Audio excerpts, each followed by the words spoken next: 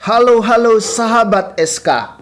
Demi terwujudnya akuntabilitas penggunaan dana desa melalui RDP Maret 2021 dengan Komisi 5 DPR RI Taufik Majid, Sekretaris Jenderal Kementerian Desa PDTT menyampaikan dua hal. Pertama, mendorong akuntabilitas penggunaan dana desa. Ia menyampaikan, jangan sampai ada kelonggaran penggunaan dana desa yang tidak diikuti dengan akuntabilitas yang baik, yang akan menyulitkan di kemudian hari. Untuk itu dibutuhkan peran aktif inspektorat.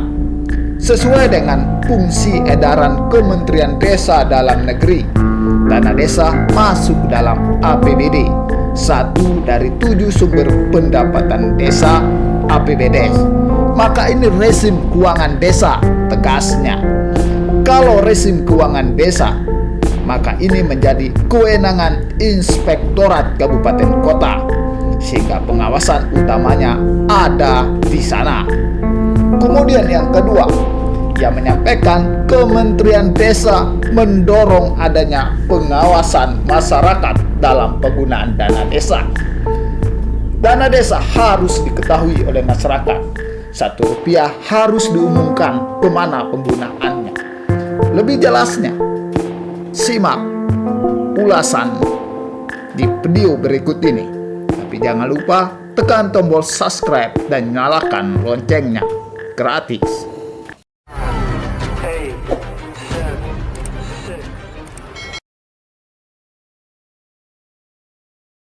Kegiatan masyarakat skala mikro ada 8% dan lain sebagainya, ini harus juga disesuaikan. Tapi itu kemudian berikan dispensasi bahwa dengan cukup menyampaikan rincian penggunaan saja dana desa 8% untuk PPKM penanganan COVID itu bisa cair. Ini juga ada banyak sekali kebijakan-kebijakan yang dilonggarkan tanda kutip oleh pemerintah supaya terutama dana desa itu dipakai untuk penanganan COVID, mendukung PPKM skala mikro yang sekarang 15 provinsi, yang tadinya hanya provinsi di Jawa dan Bali, ini bisa masuk semua. Nah, tapi kami juga ikut mendorong supaya akuntabilitas terjaga di desa. Untuk itu peran dari pemerintah desa, APIP tadi inspektorat yang disampaikan oleh Pak Syahrul ini menjadi penting supaya jangan sampai ada kelonggaran penggunaan dana desa kemudian tidak diikuti dengan akuntabilitas yang baik, sehingga ini akan menyulitkan kemudian hari. Babin Kamtibmas tadi Pak Syahrul, betul kami ada MOU yang sudah habis masa berlakunya, tapi fungsi kepolisian dan kejaksaan bukan untuk mengawasi. Jadi fungsi sesuai dengan edaran dari Kementerian Dalam Negeri, dana desa masuk dalam APBD, satu dari 7 sumber pendapatan desa, APBD, maka ini rezim keuangan desa. Kalau rezim keuangan desa, maka ini menjadi kewenangan di Inspektorat Kabupaten dan Kota. Sehingga pengawasan utamanya ada di sana. Nah, kami dari Kementerian Desa mendorong ada pengawasan masyarakat apa, maka seluruh penggunaan dana desa Rp1 pun harus diumumkan kepada publik. Maka kami mewajibkan supaya ada baliho atau pengumuman yang harus disampaikan di tempat-tempat umum, di pasar desa, balai desa, kantor desa. Bahkan kami menyarankan, Pak Menteri sering sampaikan, di gereja, di masjid disampaikan oleh pemuka agama bahwa dana desa yang disalurkan sekian rupiah dipakai untuk apa saja, dan mohon pengawasan oleh masyarakat. Jadi dengan akses yang diberikan oleh masyarakat, mudah-mudahan pengawasan menjadi lebih baik, penggunaan menjadi lebih baik. Kemudian Ibu Sri Rahayu, mohon izin kami sampaikan tadi target yang kami sampaikan 2021, misalnya kenapa hanya 74, tidak langsung 100? Karena ini pertama kami juga menyadari bahwa kita di Kementerian Desa ini sama dengan bentuk kementerian baru. Jadi konsolidasi sementara jalan. Tadi ada bisnis proses yang ada overlap, Pak Suryadi sampaikan tadi.